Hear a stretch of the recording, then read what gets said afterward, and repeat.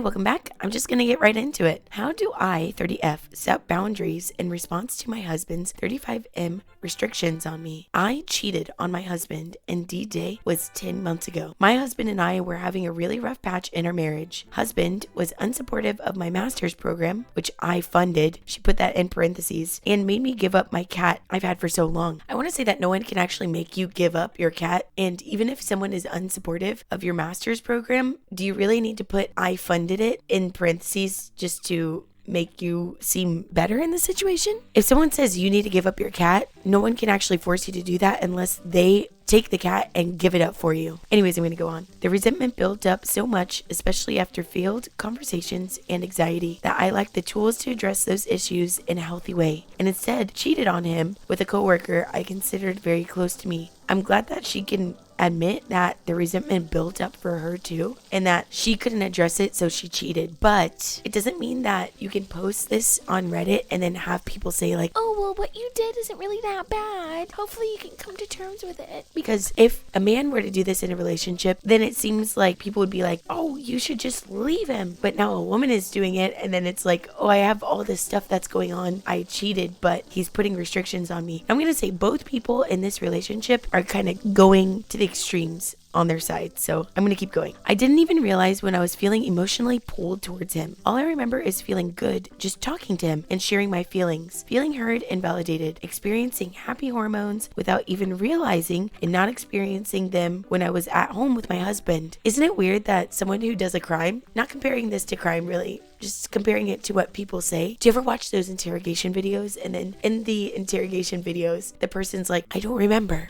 I don't know what happened. Oh, it was all a blur. She's saying she doesn't realize when it was happening. She probably does. When you start liking someone past being friends, you know that you are starting to like this person. It's not a blur to you. So I chose the artificial high over him when I didn't even intend to hurt him or cheat on him. All I remember is one day after a particularly bad fight in the morning, I had decided I don't want to choose him and kissed my coworker and had with him. Okay, so that's crazy that that's all that you remember. How can you remember nothing that's leading up to this, but you remember that part? Immediately after doing the deed, I realized it wasn't worth it. You should have thought about that before. It wasn't worth being a person. So I told my husband. He unleashed his wrath in such a way that it scared me. Probably got really angry, but I don't think DV is in here. Just in case it is, heads up, baby, warning, baby. However, by that time, I had mentally forgiven him for all the bad parts in our marriage before cheating happened. Maybe it was a way I expressed my guilt and remorse by silently being okay with how unsupportive he was, or when he made me give up my cat. So let me ask you guys a question. Does being unsupportive when your partner wants to go back to school, back to university, it takes a lot of time. It's very time consuming. It makes you stressed out. It makes you not really want to think about anything else. If it's something that you're actually interested in, you have to do your research and really pour yourself into your assignments. So it will take you away from your relationship. If your partner is unsupportive in that, it can be frustrating, but does it equate to you wanting to cheat? If you are actually pouring yourself into your master's program and everything, and your partner is saying, I don't really feel like we're in a relationship anymore, and I wish that you weren't doing it, but okay, I guess you have to. Does that mean you now have the time and energy to instead pour into someone else? But I know some people don't see that cheating can also be pouring yourself into another relationship. But in this case, does it equate to doing that with someone else? So for a few months, I accepted whatever terms he set for me. I was to become a stay-at-home mom unless I find a remote job, never go outside alone, and if I had to, it's to FaceTime him every 30 minutes. Okay, now we're over the top in the other direction. Now we're going over the top because this guy is now completely insecure in his relationship, and I'm not gonna try to validate his reasoning for this. If someone even sets terms after this happens, it's up to you whether or not you want to agree to these terms. Even if someone made the mistake of cheating and they try to talk it out with their partner and say like, it wasn't worth it and I want to try to stay in this relationship, how can we fix it? The other person can say, okay, every 30 minutes you're outside, you have to FaceTime me. You still have the right to say, no, I'm not going to do that. You can still choose what you want to do, and then it's up to the other person to agree with you. Anyways, she goes on to say he didn't feel secure with me working from an office and wanted me to find a remote job, which felt unfair because I had just earned my master's and didn't want to limit my options. But I still understand that he will take his time to heal from whatever damage I've caused. Yeah, you can still say no to that. You can still be like, okay, that's a bit much. I understand that what I did was wrong, but I think I'd have more options career-wise if I were to work in an office. There are more opportunities on site than there are remotely. So that makes sense. But the fact that he doesn't trust you to go into an office at all is probably saying more about how he feels in the relationship. And you can also set your boundaries with what you can accept and what you can't accept, but you also have to accept that you did something bad, and you can't just blame, him being unsupportive of you and your master's degree and making you give up your cat and then saying like, oh, he's so bad, he doesn't even want me to work in an office. It's kind of on both ends. Goodness gracious, he probably just said, I feel like you're not really taking responsibility for your cat and you should consider giving it up because I'm not going to take care of it. And then she probably had to give it up because she couldn't take care of it, and being unsupportive in the master's degree in terms of what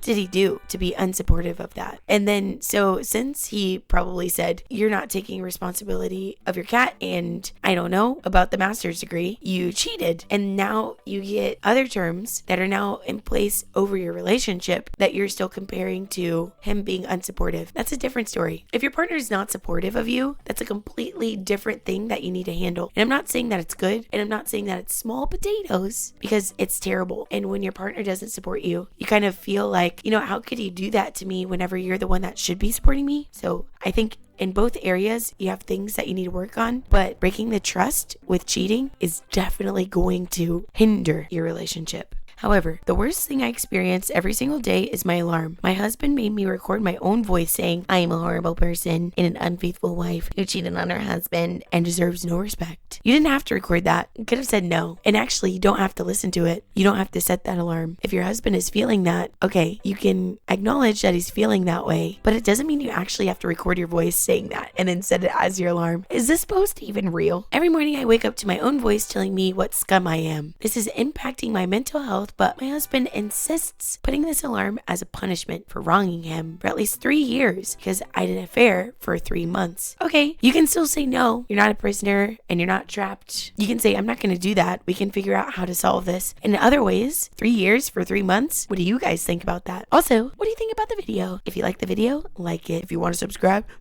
baby, subscribe. So you can have more of these. He absolutely refuses to go to counseling because he thinks a counselor might try to make him accept things he doesn't want to accept or lessen the consequences he has for me. Okay, now that's also something bad. He doesn't want to try to solve the problem with someone else who can actually help you. By the way, I'm not a doctor, so I can't actually help you, but it's also worth it to consider why you cheated. And was it really because he was unsupportive, or were there other things in your marriage that you just didn't like? Were you already ready to open up to someone? Because I'm reading this and it doesn't really make me feel like I would want to be in a relationship with this person. Not saying that if I cheated and went back to this person, I would still be like, no, I'm not going to do that to everything they say. I'm saying these terms and what he's asking of you are not terms that I would want to stay in a relationship with either. So it's worth it to consider. You cheated, and why did you actually cheat? Don't say it's only because he was unsupportive, and don't say it was only because he made you give away your cat. It's probably more than that. Let's be honest. And when someone refuses counseling and therapy with you, I feel like you're taking out a big chunk of the pie that could actually be helping you survive what you guys just went through. It could definitely help you guys in the long term, but now that that's off the table and it's only you and him, which means it's only you versus him, because it seems like he's not really trying to build and reconcile with you. He's trying to only do it on his terms. What do you have in support of you in this situation? Because even though you cheated, you are still a person.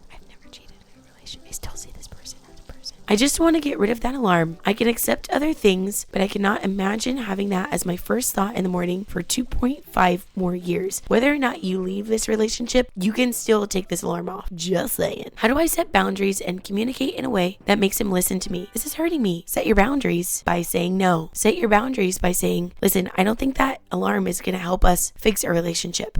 I don't think that going outside and FaceTiming you is gonna help us fix our relationship. I don't think that going outside with someone else only, and I can't be outside alone, is gonna help us solve our problems and trusting each other. And then if it can't, and if you have a different idea, tell them what you can do to fix it. You can say, okay, you're saying I can't go outside alone ever. I think that's wrong. And here's how I'm going to try to fix that. Here's how I'm going to try to make it up to you. Here's what I can do to make you feel like you can trust me. But if you don't like that, I'm still going to say no to those terms. You set your boundaries. You say what you can do and you accept what you can accept from him. And if you can't accept it, you say no. How is this alarm actually going to make you fix your relationship? I'll read my favorite comment and that'll be it for me. My favorite comment says, he hasn't forgiven you. He's punishing you. Marriage is over. Leave.